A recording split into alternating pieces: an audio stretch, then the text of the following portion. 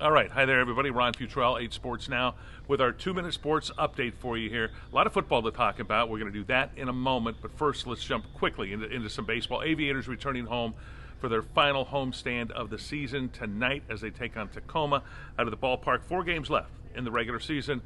And the Aviators have a 2-game lead over El Paso. So you do the math on that. If they win, if they're successful this weekend, win 3 of the 4, they're in the playoffs, basically. But they're playing Tacoma, and Tacoma's not a very good baseball team right now. So the Aviators, with right now the best record in the PCL South, they've got a real good shot at making the playoffs. Again, 4 games left in the regular season. I want to mention real quick here, Monday's game on Labor Day is a 12 noon start.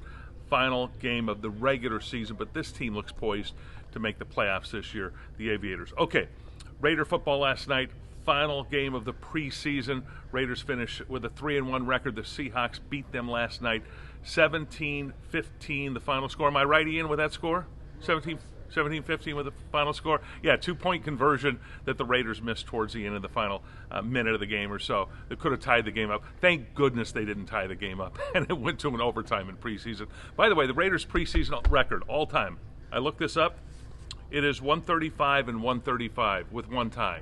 All-time preseason record, which means preseason means nothing. Oh, by the way, what it does mean is they got to pare down all the deals and their team, their status. They got to get down to 53 players by noon Saturday. They've got about 90 on the roster right now. They've got to get down. All the NFL teams have to do that. Noon Saturday is the deadline.